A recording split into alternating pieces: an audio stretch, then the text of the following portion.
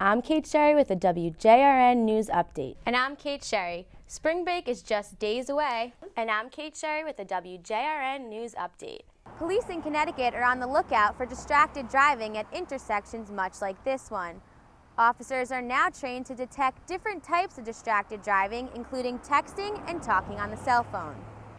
It's been over a year since Hurricane Sandy hit the New England area. Severe obesity in children is on the rise again, and video games may be a major factor. A federal grand jury on sex trafficking charges With a gun and demanded cash. Some may call it a failure to launch, but college administrators and even parents agree.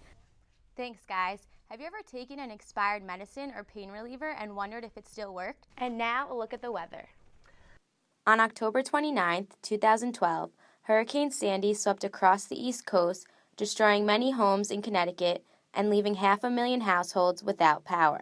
It's been over a year since Hurricane Sandy hit the New England area, and damage can still be seen along the coastline in Connecticut. Here in Milford, families are rebuilding their homes and taking the necessary precautions for future storms that may come their way. One of the most common ways to protect a house from floodwater is raising it up high on concrete pillars. Although the construction is effective, it is also very expensive. We were lucky we didn't have to build up, because that costs to build your house up. This house, they said, would have cost $140,000 to build up, and they wouldn't have been able to do this front room. According to the American Red Cross, almost $400 million were raised for Sandy relief. 90% of those funds have already been spent towards emergency assistance, food, shelter, and long-term recovery support. So why is it that many families in town are still struggling to recover? It's difficult for the Red Cross to speed up processes outside of our work.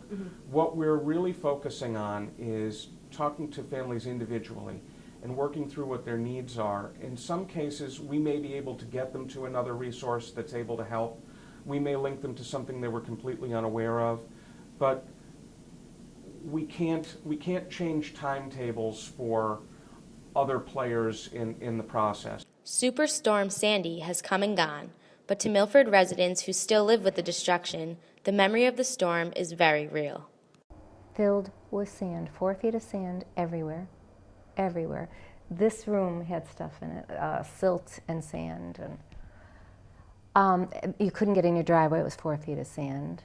You couldn't get in your doors. After we took a walk and saw people didn't have fronts of their houses, or the houses down here had crumbled. It's very sad. Those who don't have the funds to rebuild to the new code are stuck with nowhere to go. High taxes, they can't sell their house right now, the damage has been done, they don't know what to do. They're at a loss, and they're afraid of every wave they hear. I guess that goes on for a long time, the fear of hearing waves. This storm has changed people's lives forever, and they'll rebuild and they'll recover, but it's always going to be a painful memory for people, and certainly our thoughts are with them, and we're working hard to make ourselves available as we can.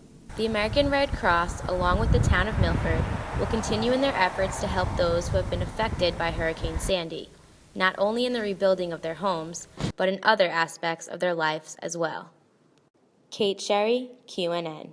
Welcome back. Your dreams were your ticket out.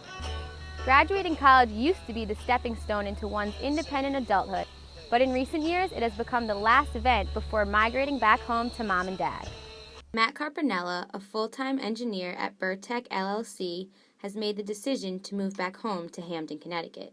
He plans on staying with his parents until he's financially stable.